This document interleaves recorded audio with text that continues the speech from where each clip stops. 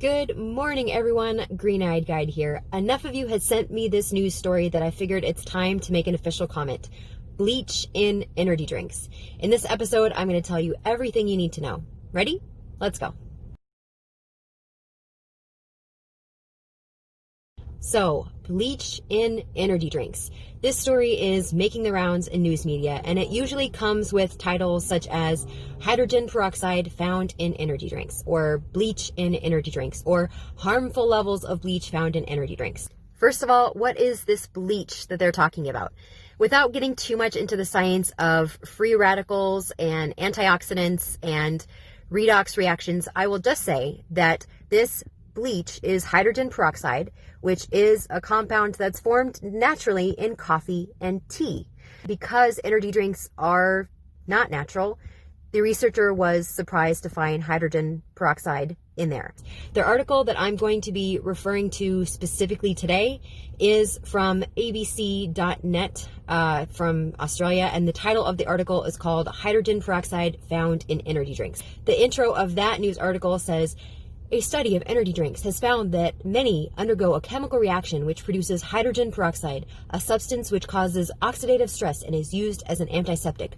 But could it lie behind the increasing portion of stomach cancers in young people in some parts of the world? Gasp! Energy drinks are causing cancer. Ah! Freak out! Please read our article. Clickbait, clickbait." I like this article because it has an interview with the actual scientist who did this research, which is very revealing because nowhere does he mention cancer. Nowhere does he mention stomach cancer or gut cancer or anything. So it is very bold of this article to make that kind of claim in their subheading, which I feel is just a blatant attempt to try and attract readers. What the scientist actually does is the responsible scientist thing. He's very cautious about what his data means. And I don't know if you've ever read a research paper or had to write a research paper or heard a real scientist talk, but it's very difficult for us to be definitive. We are trained to be cautious about what our data tells us. And it is very difficult for us to say A causes B or C cures D, because we are trained to try and interpret what our data is telling us. And more importantly, we are trained to accept the fact that there may be data we haven't collected that proves us wrong.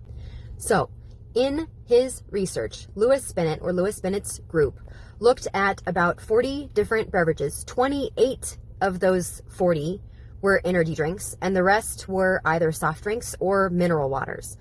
Only 5 in 28 of those energy drinks had appreciable levels of hydrogen peroxide. Appreciable is not a synonym for dangerous or harmful. It's detectable. It's noticeable, not significant. And in fact, the scientist specifically says, and the levels in fact are low. They are lower than allowed levels that are associated with sanitation, for example. Let me explain what that scientist means about sanitation. So in manufacturing facilities, we use things including hydrogen peroxide to clean the equipment before and after we use it to make the food and the drink. Sometimes a teeny bit of that cleaning solution ends up in the food or the beverage, and that's fine as long as it's low enough to not cause a problem. So regulations have determined what amount is quote unquote low enough. And the scientist is saying that the amount of hydrogen peroxide found in these 5 energy drinks is lower than that limit that the regulations have set for residues from your cleaning solution on the manufacturing equipment. This part got cut out from a previous edit. This is the most important thing you need to know about these news stories about energy drinks and bleach. Those 5 energy drinks that had appreciable levels of hydrogen peroxide had vitamin C. The researcher is thinking that maybe the hydrogen peroxide has something to do with a reaction with the vitamin C in it. So I checked the top 10 best-selling energy drinks, and none of them have vitamin C. So it doesn't appear to be a problem with any of the leading energy drinks. But there are so many different caffeinated beverages out there, you guys. You really need to read your labels. And this is just another example of why. Let's do a quick recap. First of all, the quote-unquote bleach they're talking about is hydrogen peroxide. It's a naturally occurring chemical in coffee and tea. Second of all, only 5 out of the 28 energy drinks tested in this research had quote unquote appreciable levels. That's not dangerous levels. That's not cancer causing levels. That's just levels higher than expected. Thirdly, those 5 out of the 28 energy drinks that did have quote unquote appreciable levels of hydrogen peroxide did have vitamin C. So if you just want to stop drinking energy drinks that have vitamin C, maybe that's the way to go. I don't know. Fourth, no one has proven any connection between energy drinks and this bleach and gut cancer. That's like 5 steps too many from the news media. The scientist himself did not say anything about that in the transcript where he talked about this research.